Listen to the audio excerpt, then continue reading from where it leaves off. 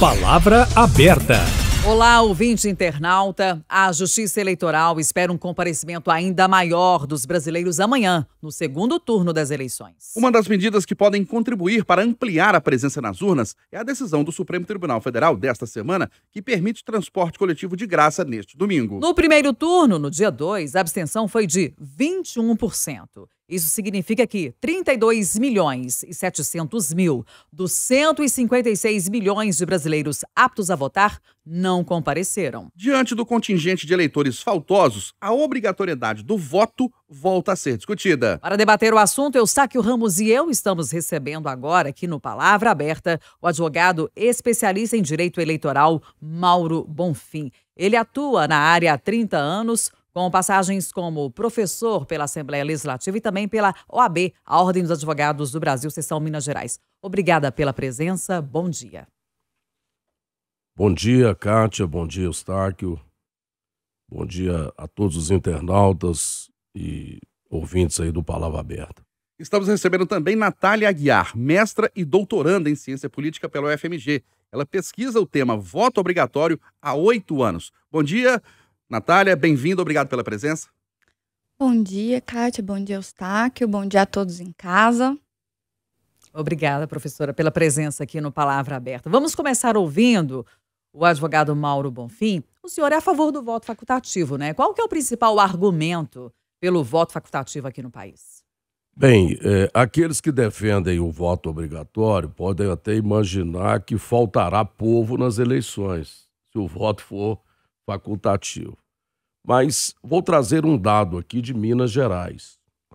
Dos 16.290.000 eleitores aptos em Minas, no primeiro turno compareceram 12.600.000. Então a abstenção foi de 3.600.000 eleitores, o que superou a marca nacional. A abstenção em Minas no primeiro turno foi 22,28%. E em Minas Gerais, no primeiro turno, foram 409.000 votos nulos e 229.000 votos em branco. Então, o eleitor que chega para votar nulo ou para votar em branco, é claro que nós temos que ter uma visão de que o voto nulo, às vezes, é aquela manifestação apolítica do cidadão que não pretende votar em ninguém.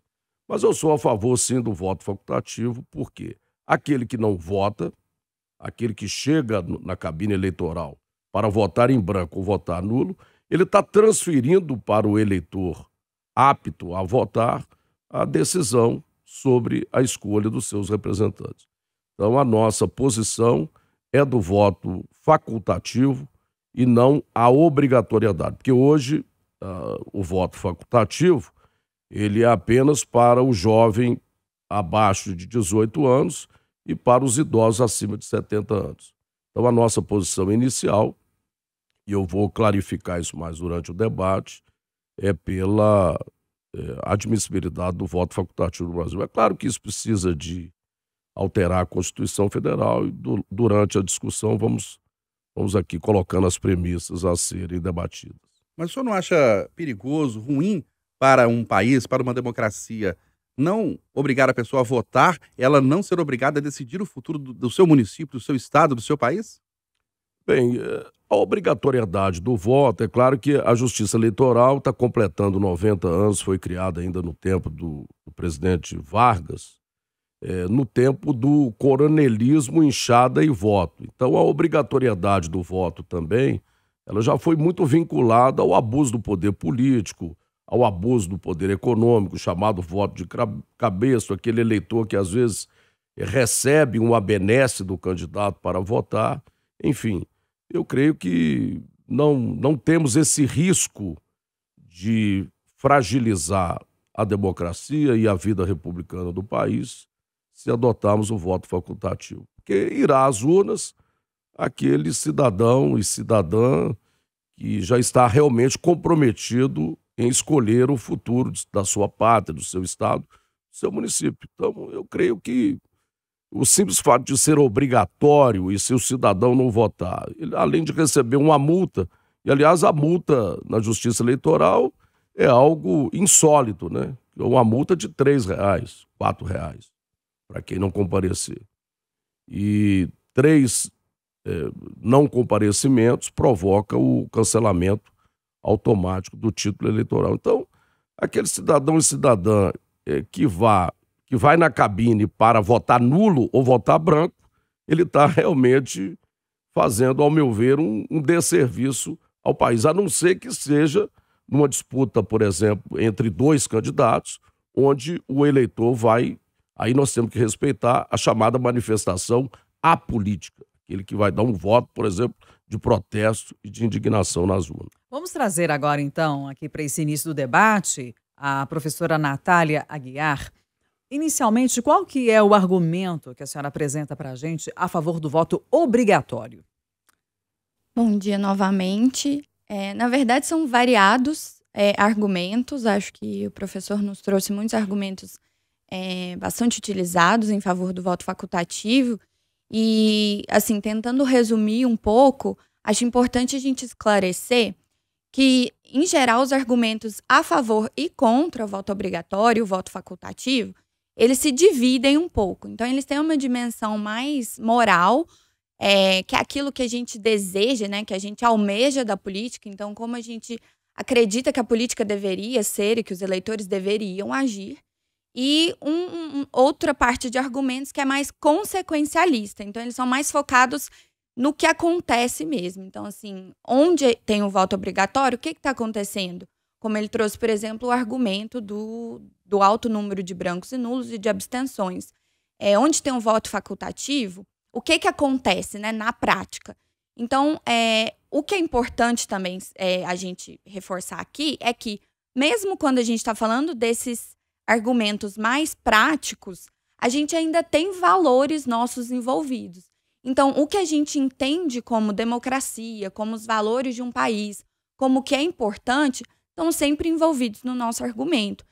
Então, quando o professor traz essa questão de que uma pessoa que vota nulo ou que vota branco está tendo esse comportamento de carona, como a gente chama na ciência política, que é de deixar que outras pessoas, né, que um grupo de pessoas tome a decisão pelo todo e eu me esquivo, né? A gente chama isso de comportamento de carona.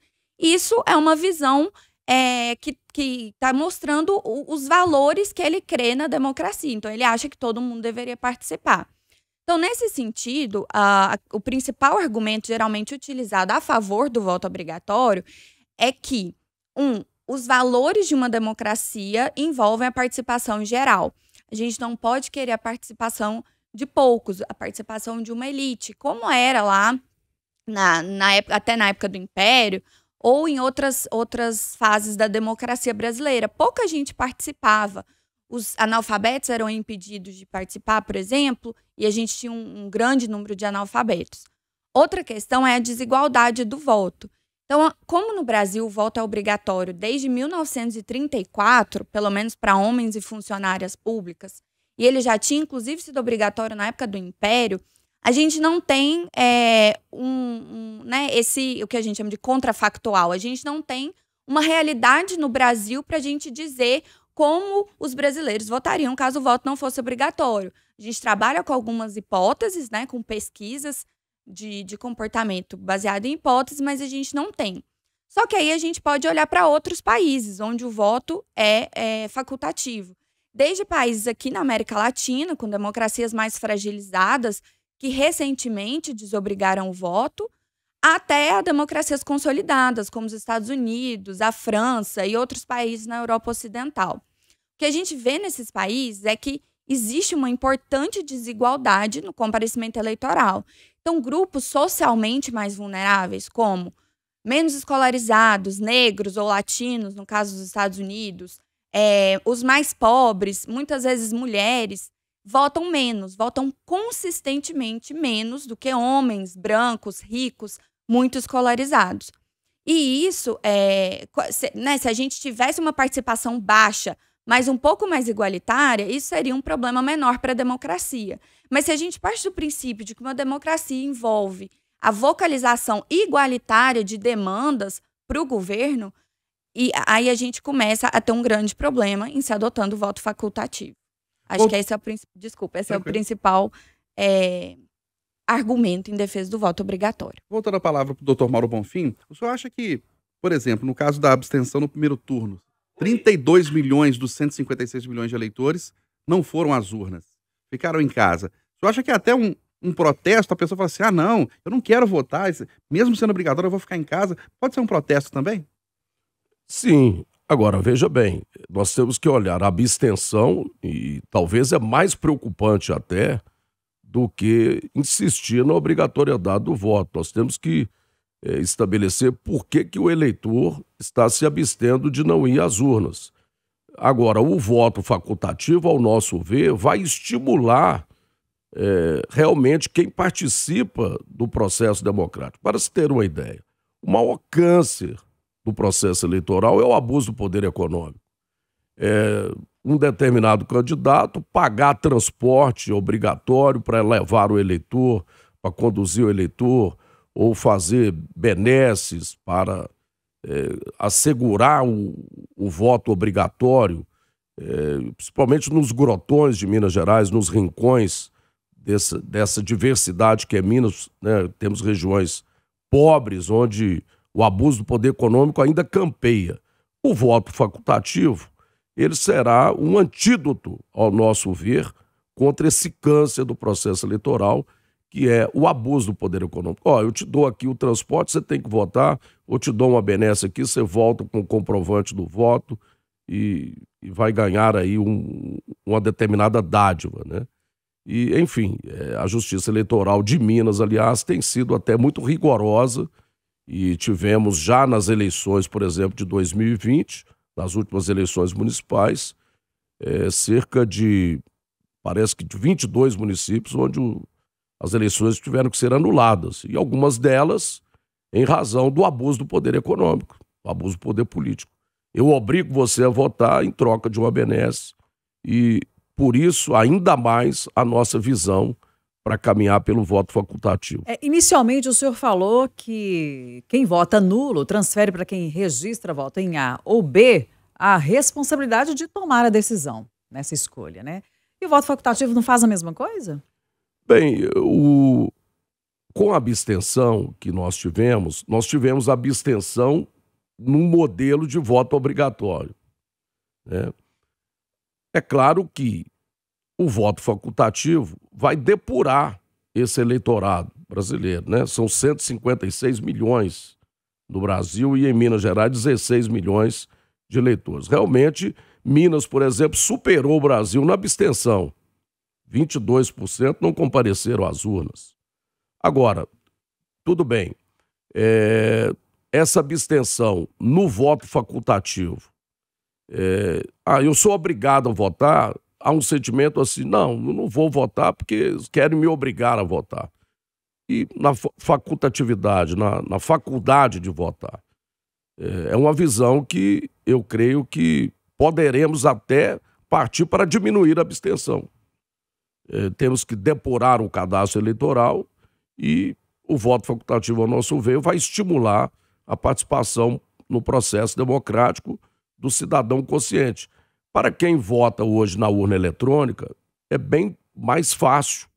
Imagine lá no início dos anos 80, aliás, no final dos anos 80 tivemos, me lembro das eleições de 1989, uma cédula de papel com 22 candidatos a presidente da República. 22 nomes. E além daquilo, além de votar para presidente, o eleitor teria que escrever o nome ou o número de seu candidato a deputado federal e deputado estadual no voto proporcional. No voto majoritário, era fazer só o X à frente do seu candidato escolhido. E era muito mais difícil o eleitor, realmente, que tenha dificuldade de escrever e de votar. Hoje, na urna eletrônica, isso está facilitado, porque todos estão habituados com o teclado, até num caixa eletrônico, o aposentado, pessoa de maior idade, que tem dificuldade, vai votar mais facilmente. Eu queria, antes de passar a palavra para a Natália Aguiar, só fazer mais um questionamento aqui para o senhor. Inicialmente, ela falou de uma preocupação em relação a alguns grupos que já foram impedidos de votar, né? Mulheres, pessoas mais pobres, entre outros grupos. O senhor não vê essa preocupação no caso do voto facultativo? Não vejo, porque não vai ter uma segregação de determinados grupos de eleitores.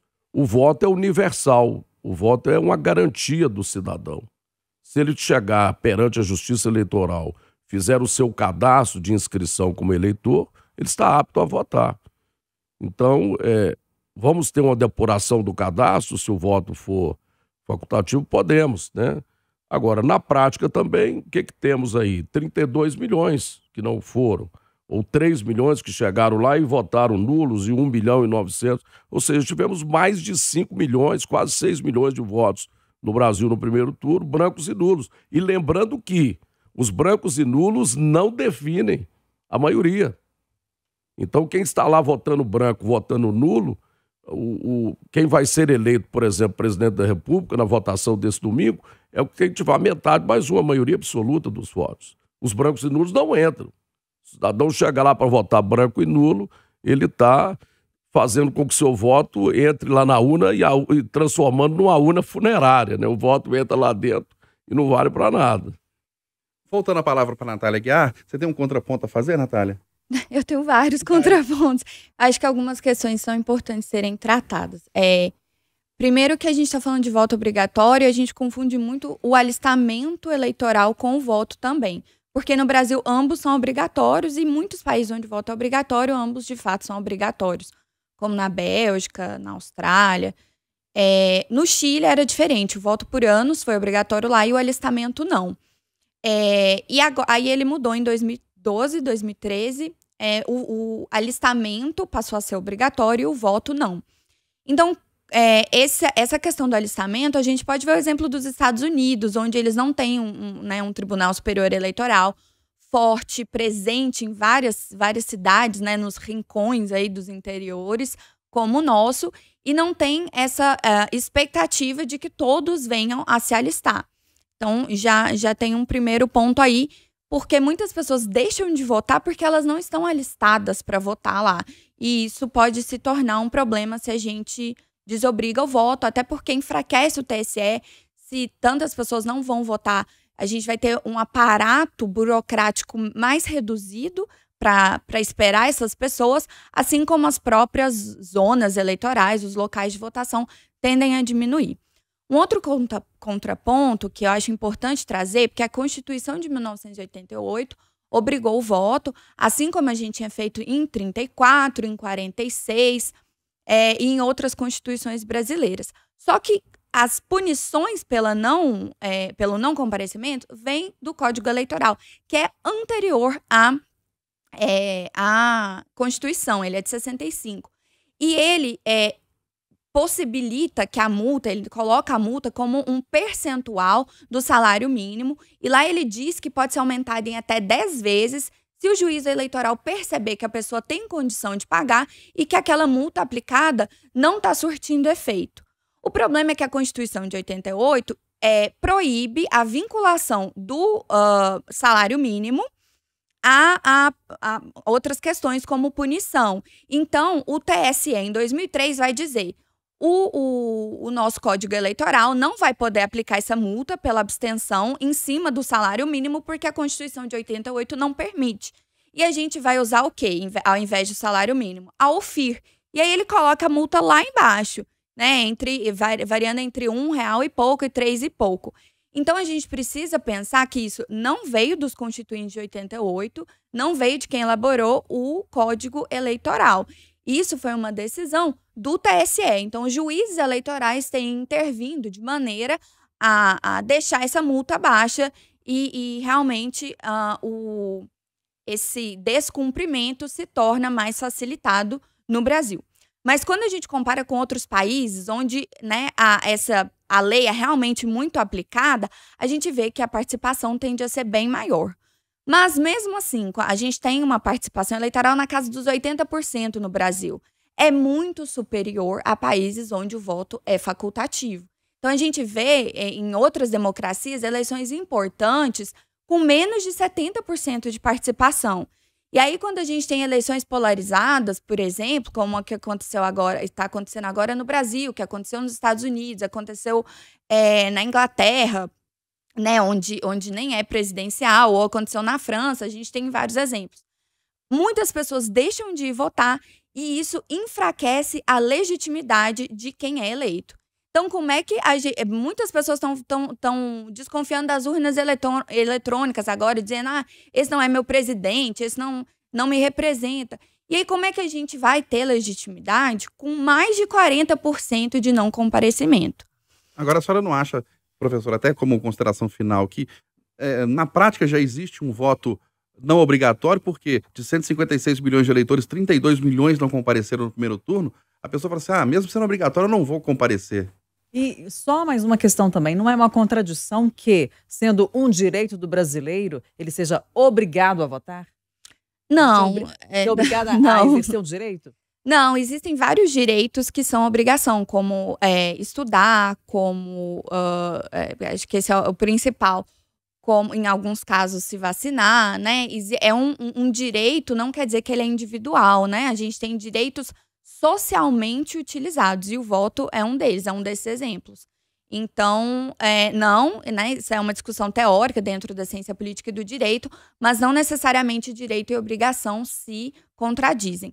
Agora, sobre o voto ser facultativo na prática, vejo que a gente tem caminhado muito para isso no Brasil, sim, mas ainda não. Como eu disse, a gente compara o nosso comparecimento eleitoral com outros países onde o comparecimento é facultativo, a gente ainda tem um comparecimento bem alto. E, como eu disse, a regra, né, do voto obrigatório está na Constituição, mas o TSE, né, por causa desse problema entre o Código Eleitoral e a Constituição, foi quem, digamos, favoreceu essa facilidade de não votar. Então, acho que a gente tem um conflito aí, mas sim, a gente ainda tem voto obrigatório no Brasil. Agora, nas suas considerações finais, Mauro Bonfim, eu quero te perguntar o seguinte.